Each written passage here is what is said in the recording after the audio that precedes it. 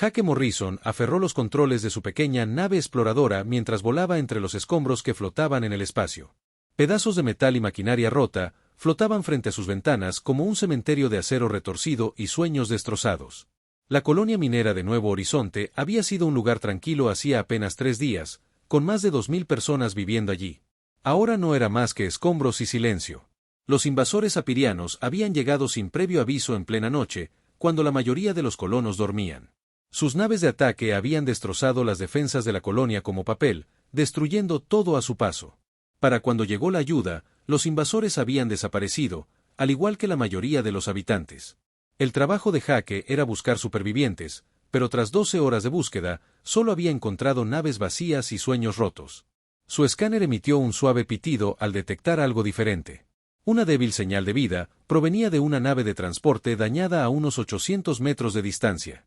La nave estaba gravemente dañada, con enormes agujeros en el casco y los motores completamente apagados. Jake acercó con cuidado su nave y usó las abrazaderas de acoplamiento para sujetarla al transporte dañado. Se puso el protector solar y comprobó el suministro de aire antes de abrir la esclusa. El interior de la nave de transporte estaba oscuro y frío. Jake encendió las luces de su casco y comenzó a buscar por los pasillos tortuosos. La nave transportaba familias que intentaban escapar de la colonia cuando los asaltantes la alcanzaron. Las luces de emergencia parpadearon débilmente y el aire era cada vez más escaso. Lo que estuviera vivo allí no duraría mucho más. Jake siguió la señal de su escáner adentrándose en la nave hasta llegar a lo que había sido una cabina de pasajeros. Las luces mostraban asientos volcados y pertenencias esparcidas, pero ninguna persona. Entonces oyó algo que lo hizo detenerse y escuchar con atención.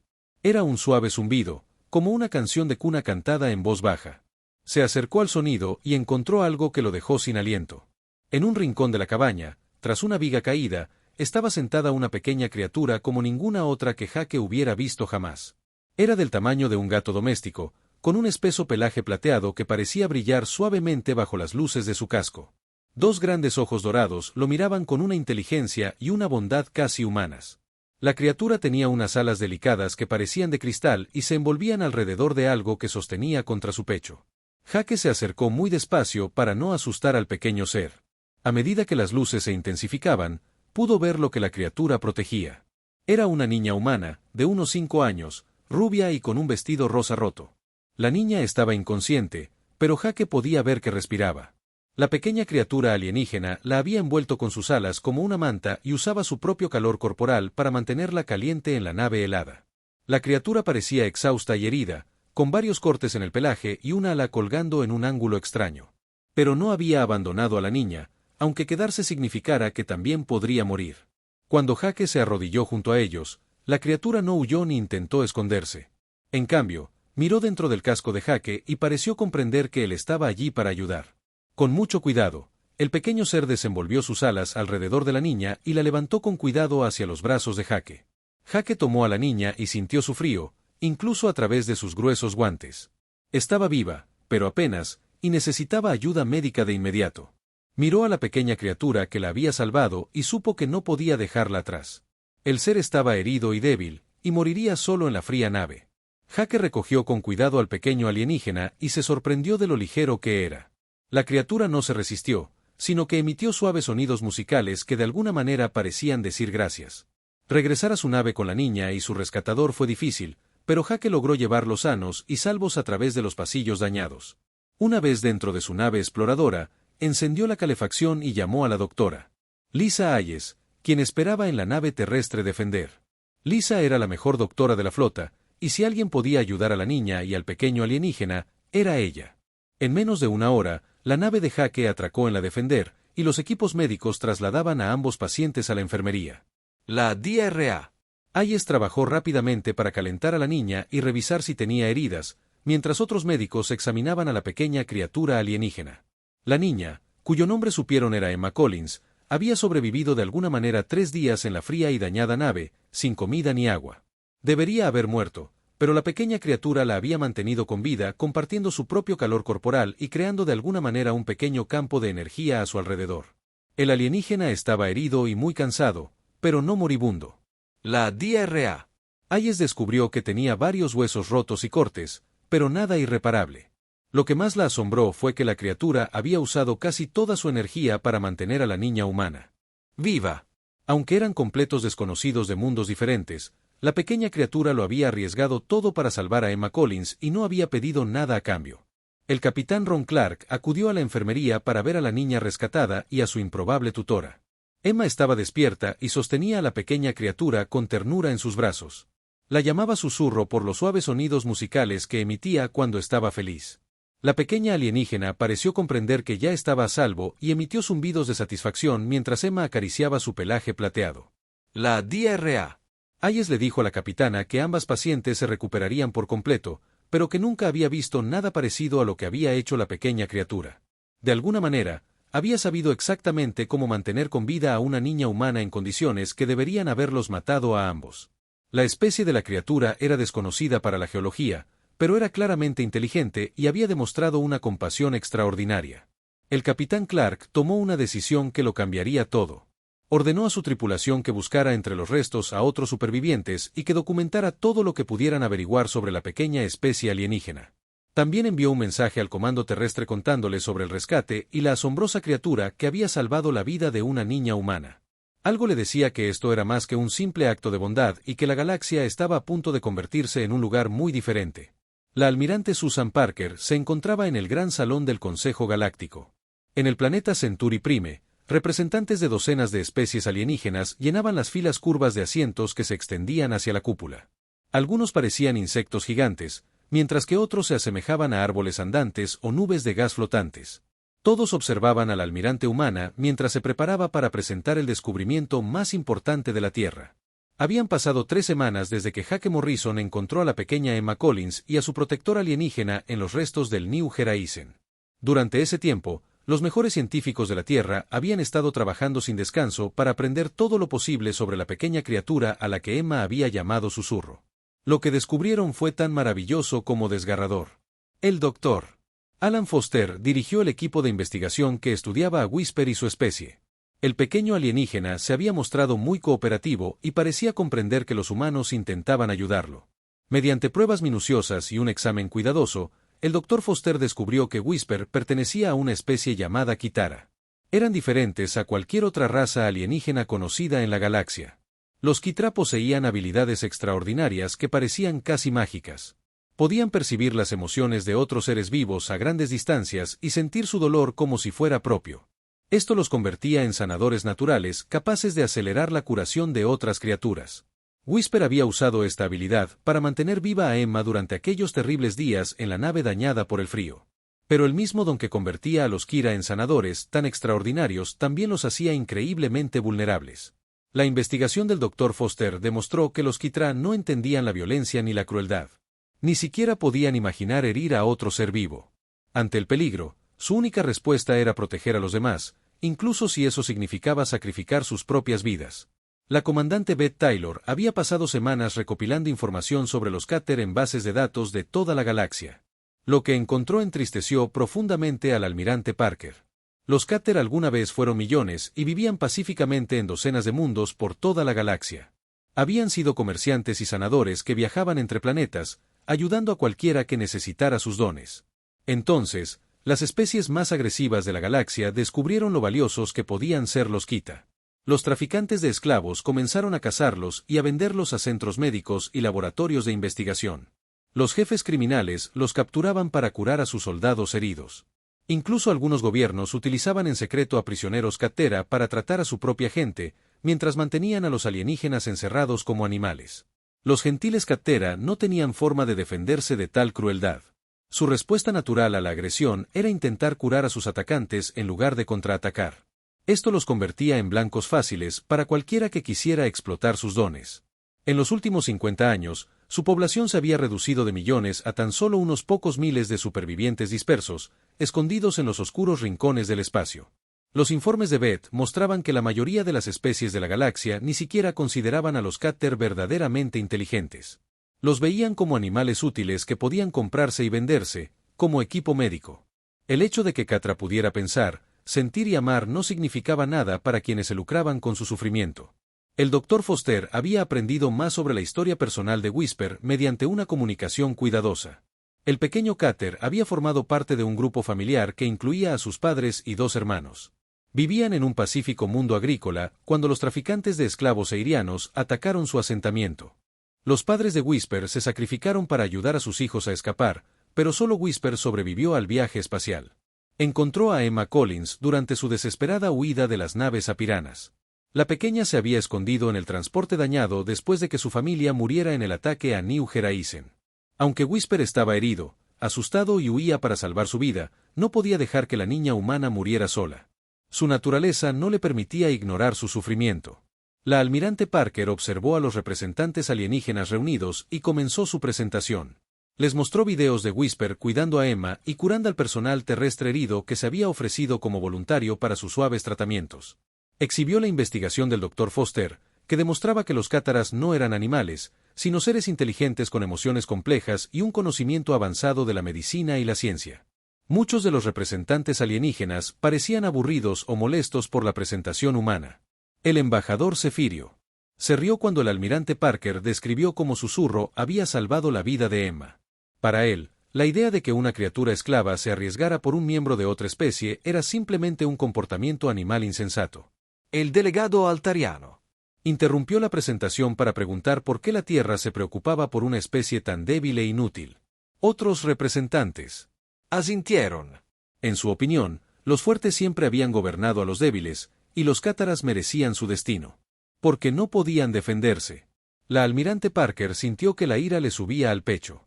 Pero mantuvo la voz serena y firme.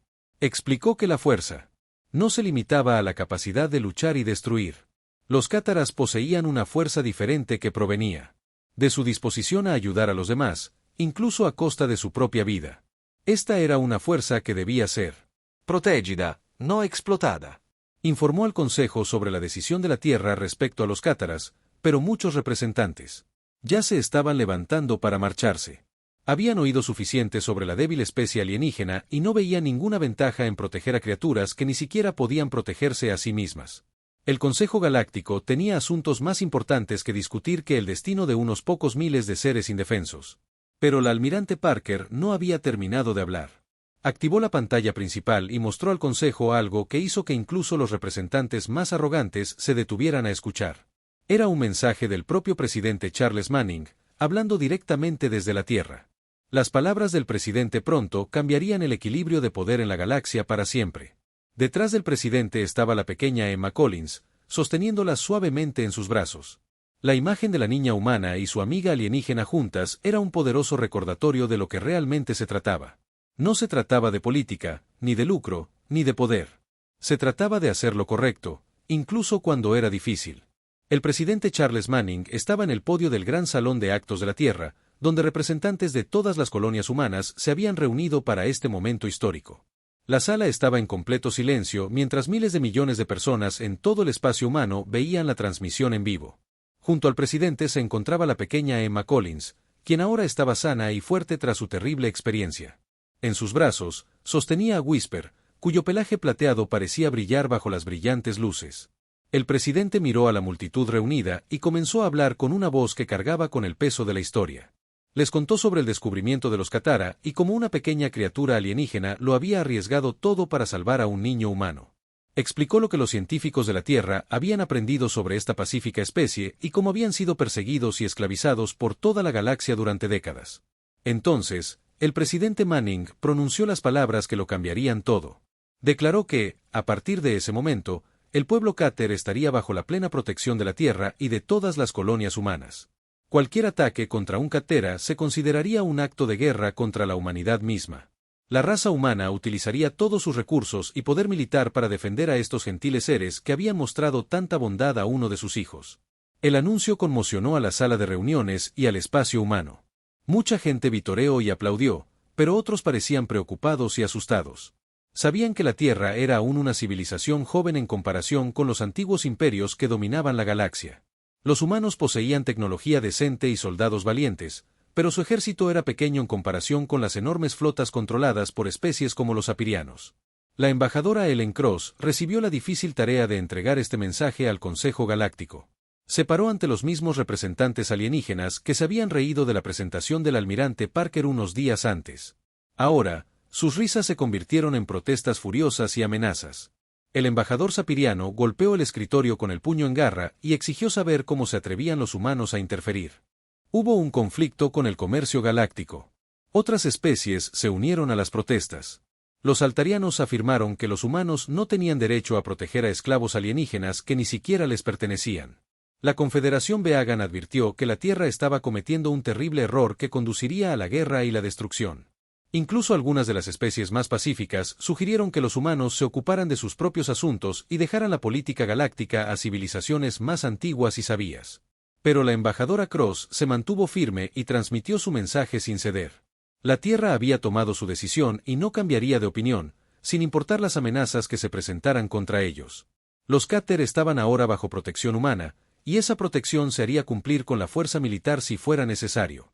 El general Paul Brooks se había estado preparando para este momento desde que Whisper subió a bordo del Defender. Sabía que la declaración de la Tierra enfurecería a las especies más poderosas de la galaxia, y que el conflicto era casi seguro.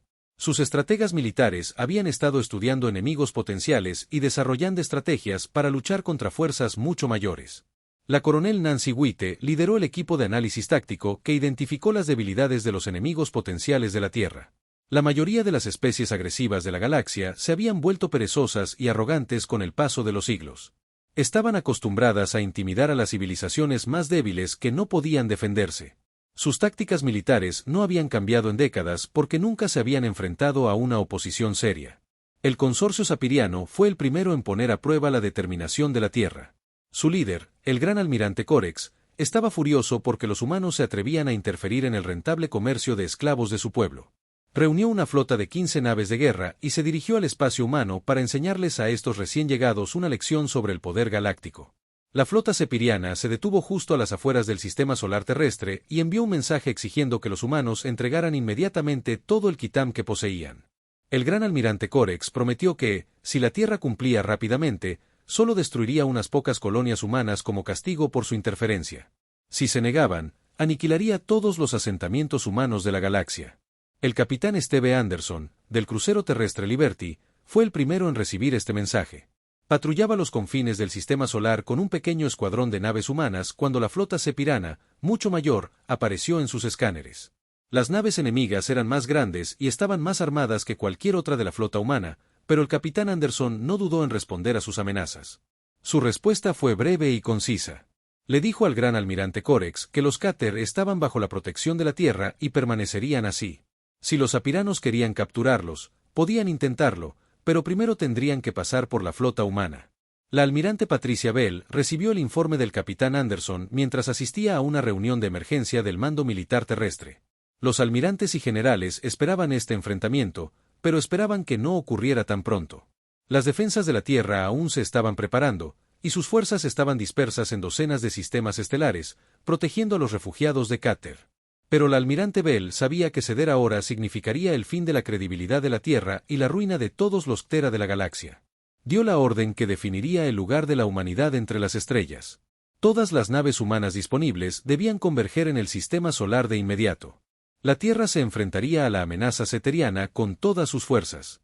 La noticia de la inminente batalla se extendió rápidamente por el espacio humano y más allá. Muchas especies observaban con interés si los recién llegados realmente lucharían contra una de las fuerzas militares más temidas de la galaxia. Otras apostaban sobre la rapidez con la que los humanos se rendirían ante una potencia de fuego superior. Los propios Caterms estaban asombrados por la disposición de la humanidad a luchar por ellos. La anciana Harmonizón, quien se había convertido en la líder no oficial de los refugiados Cater, habló a través de un equipo de traducción desarrollado por el Dr. Gary Stone. Dijo que en toda su larga historia, ninguna especie había estado dispuesta a arriesgarse a una guerra para proteger al pueblo Cater. La joven Emma Collins y Whisper se habían convertido en símbolos de la amistad entre sus dos especies. Aparecieron juntos en transmisiones animando a los soldados humanos y dando esperanza a los refugiados de Quiterra por toda la galaxia. La niña le prometió a Whisper que su gente los mantendría a él y a su familia a salvo sin importar el costo. Mientras ambas flotas se preparaban para la batalla, la galaxia contuvo la respiración y esperó a ver si la promesa de protección de la humanidad era real o solo palabras vacías. La batalla de la estación Kepler comenzó al amanecer de un martes cuando la flota de guerra sefirana abandonó el hiperespacio cerca del puesto de avanzada humano. El comodoro Frank Miller observó desde el puente de su nave insignia cómo 30 naves de guerra enemigas formaban una formación de ataque. Tras ellas, las defensas de la Tierra se veían lastimosamente pequeñas, con solo 12 naves humanas protegiendo la estación espacial donde cientos de refugiados de Cater habían encontrado seguridad. Genial.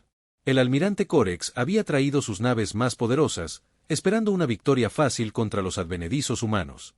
Su Dreadnought Colmillo de Sangre era el doble de grande que cualquier nave humana y tenía suficiente potencia de fuego para destruir un planeta entero. Las demás naves aperianas se desplegaron en un patrón de ataque clásico, diseñado para abrumar a los defensores mediante la superioridad numérica y de potencia de fuego. Pero el comodoro Miller no se quedó de brazos cruzados durante los 3 días que la flota enemiga tardó en llegar a la estación Kepler. Había posicionado sus naves en una formación defensiva que los expertos tácticos de la Tierra habían pasado semanas perfeccionando. En lugar de intentar igualar a las naves apirianas, los humanos habían desarrollado una estrategia basada en proteger lo que más importaba. La capitana Linda Green comandaba el crucero Phoenix, que estaba situado justo entre la flota enemiga y la estación espacial. Su nave era una de las más nuevas y rápidas de la Tierra, pero seguía sin ser rival para el enorme Dreadnought sapiriano que se dirigía hacia ella. Cuando los primeros misiles enemigos comenzaron a volar hacia la estación, la capitana Green no dudó en poner su nave directamente en su camino. La Phoenix recibió un impacto tras otro mientras absorbía los ataques dirigidos a los indefensos refugiados que se encontraban tras ella. La tripulación de la capitana Green podría haberse retirado a un lugar seguro, pero se negaron a abandonar su puesto. El ingeniero jefe Bobby Walsh mantuvo los motores en marcha incluso mientras las explosiones sacudían la nave de proa a popa. La oficial de armas Rita Adams continuó disparando a los objetivos enemigos hasta que sus sistemas de armas quedaron completamente destruidos. A bordo de la estación espacial, la doctora Martha Jones trabajó frenéticamente para evacuar a las familias Katara a zonas más seguras en las profundidades de la estructura. Los amables alienígenas estaban aterrorizados por los sonidos de la batalla que se libraba en el exterior, pero confiaban en los humanos que habían prometido protegerlos. La anciana Harmony Son usó sus habilidades telepáticas para mantener la calma de la joven Kitra mientras las explosiones sacudían el casco de la estación. Los afirianos esperaban que los defensores humanos se desplomaran y huyeran ante una fuerza tan abrumadora. Así era como solían transcurrir las batallas según su experiencia. Las especies más débiles luchaban brevemente y luego se rendían al darse cuenta de que no podían ganar. Pero los humanos eran diferentes, de maneras que confundían y frustraban a los atacantes alienígenas. La teniente Amy Chen lideró un escuadrón de pequeñas naves de combate humanas contra las naves apirianas, mucho más grandes. Sus pilotos emplearon tácticas que no tenían sentido para los comandantes enemigos, acostumbrados a un vuelo en formación predecible. En lugar de atacar en línea recta, los cazas humanos zigzagueaban alrededor de las naves de transporte Kira como un caparazón protector, atacando los puntos vulnerables de las naves enemigas. Los apiranos se vieron incapaces de disparar con precisión a sus objetivos reales porque las naves humanas se interponían constantemente. Cada vez que intentaban atacar un transporte lleno de refugiados, un caza o crucero humano aparecía para bloquear sus armas. Los defensores luchaban con una férrea determinación que los atacantes nunca antes habían visto.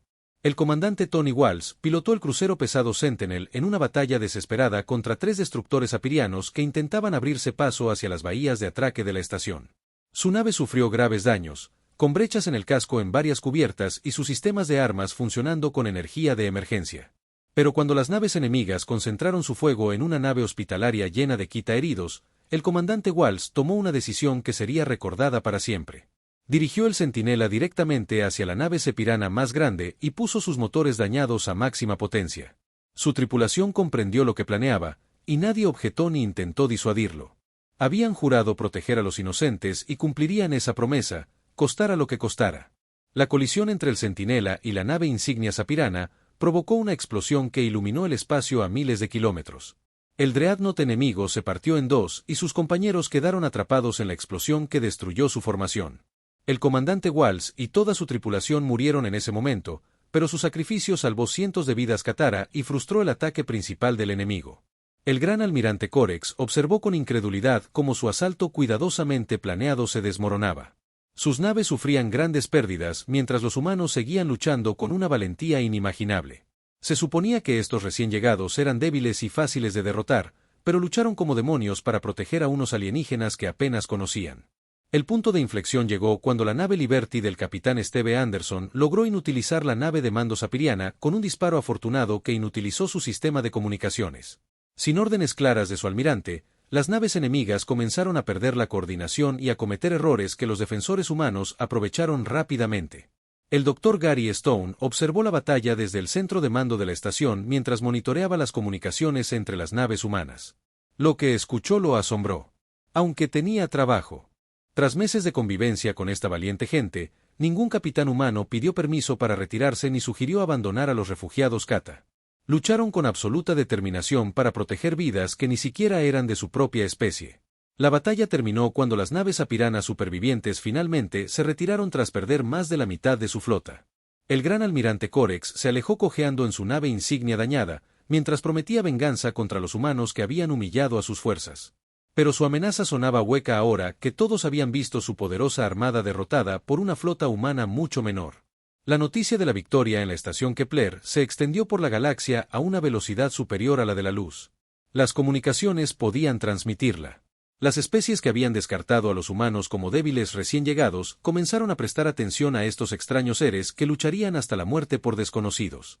Los refugiados Cater lloraron de alegría y gratitud mientras la canción del anciano Armonía pronunciaba palabras de agradecimiento que conmovieron los ojos humanos. La galaxia estaba descubriendo que la humanidad poseía algo más poderoso que armas avanzadas o flotas masivas. Tenían la voluntad de defender lo justo, incluso cuando la victoria parecía imposible, y el coraje de sacrificarlo todo por aquellos que no podían protegerse. 6 meses después de la batalla de la estación Kepler, la galaxia lucía muy diferente a como era antes de que los humanos declararan su protección a los Katara. El capitán Roy Adams se encontraba en el puente de su nave Discovery mientras se acercaba a otro campamento de refugiados oculto en los campos de asteroides del sistema Vega. Su tripulación llevaba semanas buscando familias dispersas de Katera. Y hoy habían encontrado algo maravilloso. El campamento de refugiados albergaba a más de 300 Kater que llevaban casi 2 años escondidos de los traficantes de esclavos.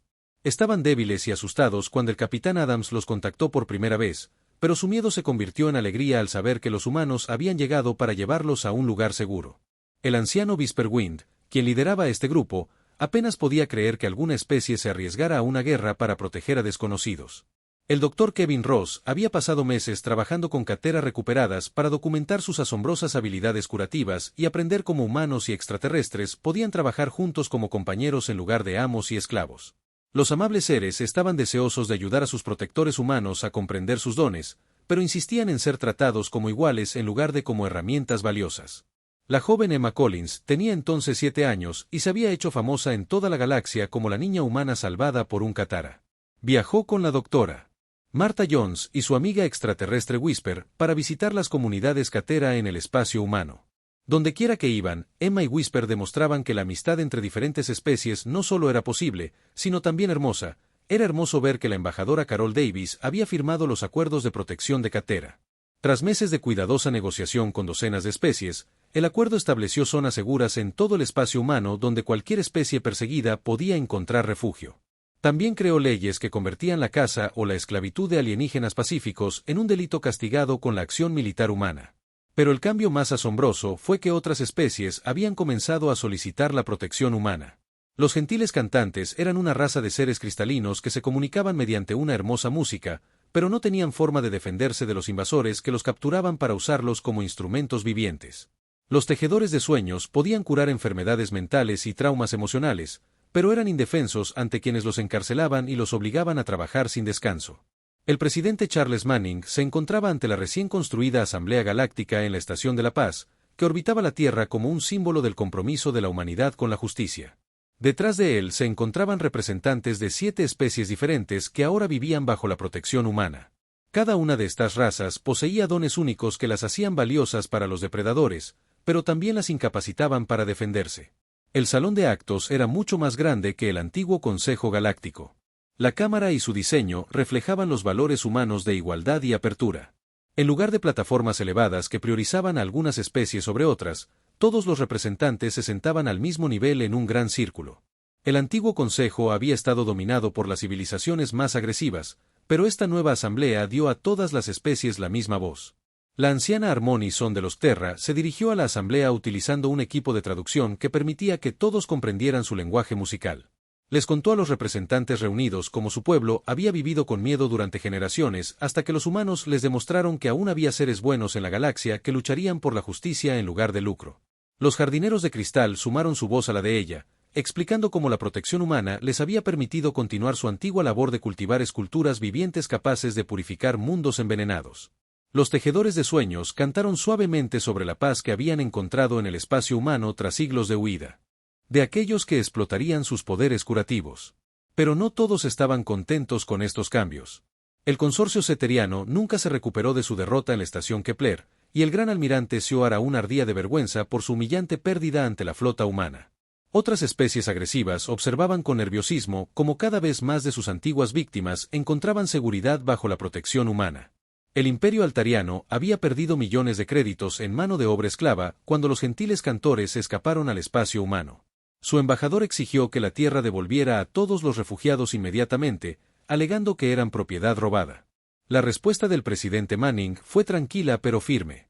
Explicó que ningún ser inteligente podía ser propiedad de otro y que la protección humana continuaría mientras fuera necesaria. Algunas especies intentaron poner a prueba la determinación humana, atacando convoys de refugiados o asaltando asentamientos fronterizos cada vez que aprendieron la misma lección que los epirianos habían descubierto en la estación Kepler. Las fuerzas humanas lucharían con increíble determinación para proteger a quienes estaban bajo su cuidado. Y habían desarrollado nuevas tácticas y armas que los hacían mucho más peligrosos de lo que sus enemigos esperaban. El teniente coronel Pete Wilson lideró la nueva fuerza de respuesta rápida que podía llegar a cualquier zona amenazada en cuestión de horas tras un ataque. Sus naves eran más pequeñas y rápidas que las naves de guerra tradicionales, pero trabajaban juntas como una manada de lobos para abrumar a enemigos más grandes. Ver escuadrones de cazas humanos abandonando el hiperespacio se había convertido en una pesadilla para los traficantes de esclavos de toda la galaxia. La DRA. Lisa Hayes continuó su investigación sobre la biología de los Katara mientras colaboraba estrechamente con la anciana Harmony Son y otros científicos Katara. Juntos desarrollaron nuevas técnicas médicas que combinaban la tecnología humana con las habilidades curativas alienígenas. Estos avances ayudaron a ambas especies y demostraron que la cooperación era mucho más poderosa que la explotación. La transformación de la sociedad galáctica no estaba completa y quizá nunca terminara, pero los cambios eran innegables. Los mercados de esclavos que habían operado durante siglos estaban cerrando, ya que sus víctimas encontraban refugio con los humanos. Las especies que nunca se habían atrevido a resistir a sus opresores comenzaban a contraatacar, sabiendo que la Tierra las apoyaría. Emma Collins y Whisper permanecieron en el corazón de esta nueva alianza como símbolos vivientes de lo que la amistad entre especies podía lograr. La niña que había sido salvada por la compasión de un extraterrestre se había convertido en una joven embajadora que ayudaba a otros niños de diferentes mundos a aprender a confiar y cuidarse mutuamente. La presidenta Manning veía a menudo a Emma y Whisper jugando juntos en la estación Jardines de la Paz, mientras representantes de docenas de mundos trabajaban para construir un futuro mejor. Su amistad había comenzado con un pequeño acto de bondad, pero se había convertido en algo que estaba transformando toda la galaxia. El universo estaba aprendiendo que, a veces, la mayor fuerza no provenía de la capacidad de destruir, sino del coraje de proteger y sanar.